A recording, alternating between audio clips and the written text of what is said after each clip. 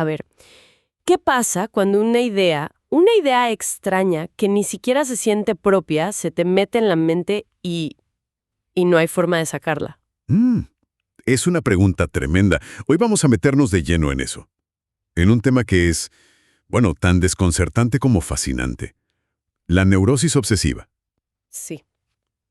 Tenemos acá unos apuntes de una clase de psicopatología y la idea es desentrañar qué son esos pensamientos intrusivos, esos rituales, y por qué algunas personas parece que construyen, no sé, como una fortaleza alrededor de sus emociones. Y es que es una exploración fascinante. Nos saca de esa idea, digamos, simplista del TOC que vemos en las películas. No, la persona que se lava las manos sin parar. Claro, el cliché. Exacto.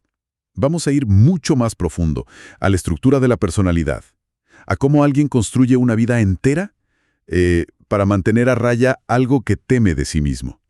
Y lo vamos a ver con casos reales, y hasta con la literatura. Perfecto. Y para empezar, hay un caso clínico que se discutió en esa clase que es increíblemente gráfico, casi de película. Sí, es muy potente. La escena es simple. Un hombre está en su apartamento, un piso alto, con su novia y su perro. La novia se va y él se queda solo con el perro, mirando por el balcón. Y de repente, de la nada, le viene un pensamiento casi como una orden, casi un impulso físico. Tira al perro por el balcón. Y lo clave es lo que viene justo después. Lo que él describe es una oleada de culpa y una angustia abrumadora. Lo paraliza. No puede creer que él haya pensado algo así. Claro, es su perro, lo quiere. Debe ser una sensación espantosa. ¿Y qué hace? Bueno, ahí es donde vemos el mecanismo en acción. Inmediatamente para contrarrestar ese horror, corre hacia el perro, lo abraza, lo besa, lo llena de caricias. Ah, Es lo que en psicoanálisis llamamos una acción en dos tiempos.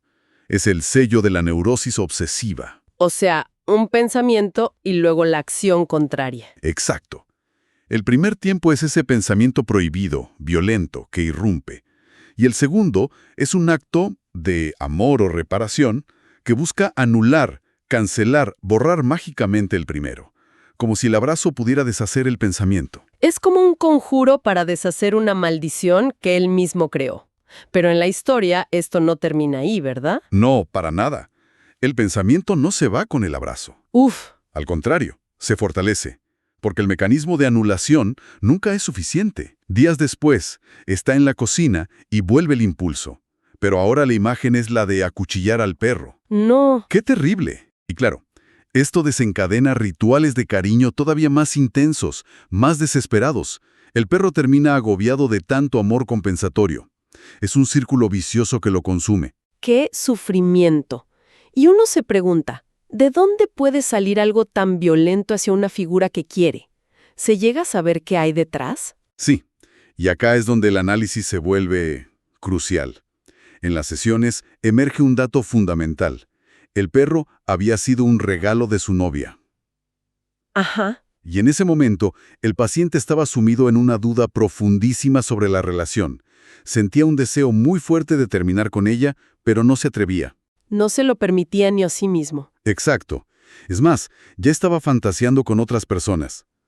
Entonces, toda la agresividad, la rabia, el deseo de terminar, que no podía dirigir a su pareja, se desplazó. Al perro. Al símbolo de esa relación.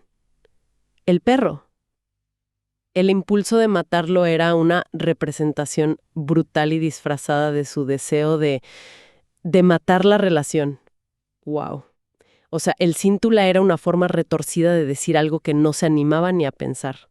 Justamente. Ese mecanismo de anular un pensamiento me parece increíble.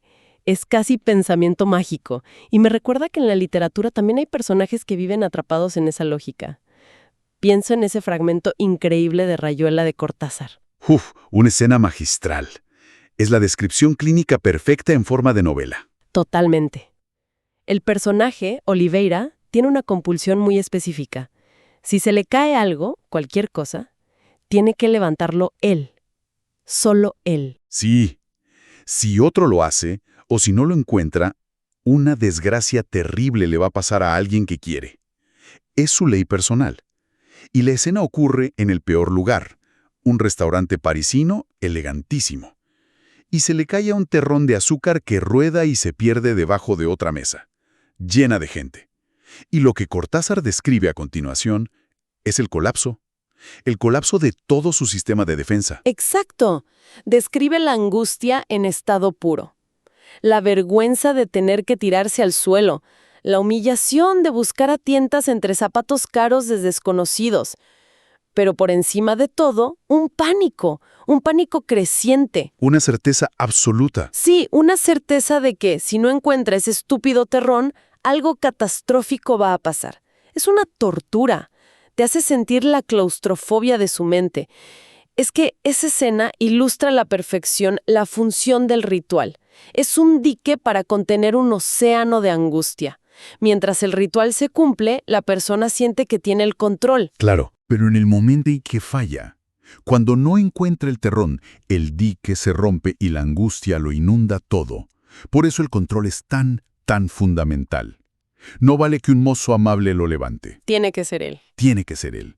El ritual no es sobre el objeto, es sobre sostener la frágil ilusión de que puede controlar el destino. Y al final, cuando lo encuentra, ¿qué pasa?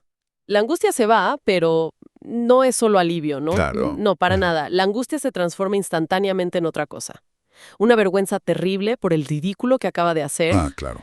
Pero esa vergüenza es un afecto mucho más manejable que el pánico a la catástrofe. El maleficio, como él lo llama, fue contenido. El ritual funcionó, a un costo social altísimo, pero funcionó. Estos dos ejemplos, el del hombre con el perro y el de Cortázar, pintan el cuadro de alguien que vive en, no sé, en estado de alerta máxima. Me pregunto cómo es ser así en el día a día. Se vuelven personas muy rígidas, muy acorazadas. Esa es la palabra exacta, acorazadas. En las notas de la clase se hablaba de un yo de hierro o un yo fortificado. Un yo de hierro, sí. Es la característica principal. Es un yo que se ha construido como una fortaleza para que nada lo conmueva, ni los demás, ni sobre todo sus propias emociones. La misma palabra obsesivo viene de obsidere, que en latín significa sitiar. El yo está sitiado por sí mismo. Pero, a ver, ¿no podría confundirse eso con alguien que simplemente muy organizado o tímido o introvertido? ¿Cómo se sabe que es un mecanismo de defensa y no solo un rasgo de personalidad? Es una excelente pregunta porque la línea a veces es delgada. La diferencia está en la función y en el sufrimiento. Una persona organizada usa el orden para ser eficiente. El obsesivo usa el orden para evitar sentir. Entiendo. Y esto se ve clarísimo en cómo hablan, por ejemplo, en análisis. Suelen llegar con un discurso armado, un relato de su semana tan organizado que parece una minuta de reunión. El lunes hice esto, el martes fui a tal lugar. Un reporte de actividades, no una reflexión. Exactamente. El objetivo inconsciente es que no haya sorpresas, que no se escape un lapsus, una emoción. Es aislar el afecto. Lacan tenía una metáfora muy potente para esto. Decía que el obsesivo es como un actor que está en el palco mirando su propia obra de teatro. ¡Wow! Comenta la trama, describe todo, pero no se involucra. Está disociado de su propia vida. Eso me recuerda a otro mecanismo que se mencionaba, el de la anulación. Está íntimamente ligado. Viven anulando el afecto de sus propios actos. El ejemplo clásico es el del paciente que le lleva flores a una cita.